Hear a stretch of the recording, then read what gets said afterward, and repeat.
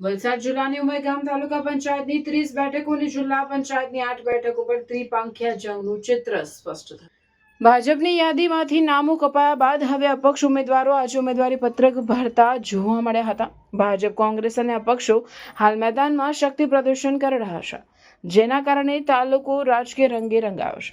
ઉમરગામ તાલુકા પંચાયતના ગત ટર્મના પૂર્વ પ્રમુખની જિલ્લા પંચાયત ટિકિટ કપાતા તેઓ અપક્ષો દાવેદારી કરતા જોવા મળ્યા, જો કે એમણે હાલ કંઈ પણ કહેવાનો ઇનકાર કર્યો છે. તો ભાજપની યાદી જાહેર થયા બાદ પણ આજે ભાજપમાંથી ઉમેદવારી પત્રક ભરવા સિલસિલો યથાવત રહ્યો છે. ઉમરગામ તાલુકામાં કોંગ્રેસની યાદી આવી નથી, પણ વ્યક્તિગત કોંગ્રેસના ઉમેદવારોએ ઉમેદવારી પત્રકો ભર્યા છે. અપક્ષ નેતાઓ ભાજપના નારાજ કાર્યકર્તાઓના સંપર્કમાં હોય આ વખતે મોટું યુટર્ન જોવા મળી શકે છે.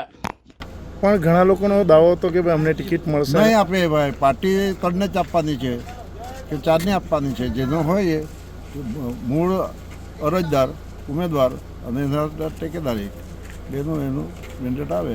મેન્ડેટ એક પાસ પહેલું થઈ જાય તો બીજું ઓટોમેટિક રદ થઈ જાય. હા, તાલુકા પંચાયતના પૂર્વ પ્રમુખ છે રમેશભાઈ, એમણે પણ પોતે આજે અપક્ષમાં ઉમેદવારી કરી છે.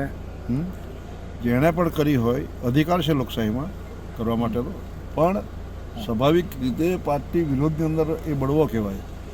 અને એ બળવો જ્યારે થાય ત્યારે પાર્ટી એને તાત્કાલિક અસરથી 6 વર્ષ માટે સસ્પેન્ડ કરી દેવામાં આવે. એને ભારતીય જનતા પાર્ટીમાં પછી કોઈ જગ્યા પર એનું સ્થાન ન હોય. હું ફણસા રહું છું.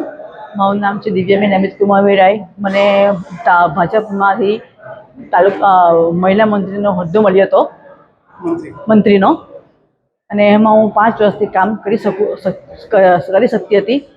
અને જો મને આટલું કામ કર્યા બદલ મને જો ટિકિટ નહીં મળે તો ભાજપ શું કામની? એટલે હું મારા સ્વેચ્છાએ હું રાજીનામું મૂકું છું. અને પૈસાવાળાને તમે જે આપવાનો હોય ટિકિટ, તો અમારે જવાનું કંઈ કામ જ નથી ને અહીં. એના માટે હું રાજીનામું મૂકું છું.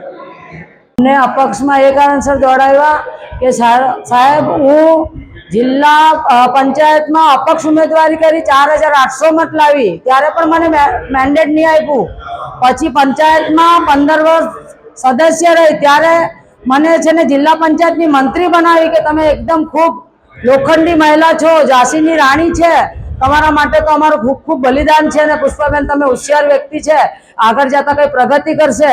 તો મેં 2 વાર ટિકિટ માંગી, મને નહીં આપી. અત્યારે મારી પાસે ફોર્મ ભરાયું, 100 માણસના બૈરા લોકોને લઈને ગઈ ગાડીમાં. પછી છે તે એ લોકોનો ખાવાનો ખર્ચો, એ લોકોનો હરેક જાતનો ખર્ચો કર્યો અને મને લીલો ઝંડો આપી લીધો ભાજપના કાર્યકર્તા છે કરીને. અને પછી અહીંયા આવીને મારું ફોર્મ ભરાયું ને મને ટિકિટ નહીં આપી. એટલે હું નારાજ થઈને આજે અપક્ષ ઉમેદવારી કરી. અને હું છે ને આજે વર્ષોથી લોકસેવા, આર્થિક મદદ, હરેક રીતે મદદરૂપ છું ને લોકસેવા પણ કરું છું, મદદરૂપ બી કરું છું. આજે બી ચૂંટાયેલા વ્યક્તિને નથી પૂછતા, પબ્લિક મને પૂછે છે કે પુષ્પાબેન આપણે શું કરવાનું. એટલે હું ખૂબ નારાજ છે. અને જે બેન આવી એને મેન્ડેટ આપ્યું, એ ન તો સક્રિય સભ્ય, ન તો પ્રાથમિક સભ્ય, અને લાવીને તરત મૂકી લીધી. કોઈ સેવા નહીં ને કોઈ જાતની કાર્યવાહી નથી કરેલી ને સીધી લાવીને મૂકી લીધી. એટલે આનાથી અમે નારાજ થઈને અપક્ષ ઉમેદવારી કરી.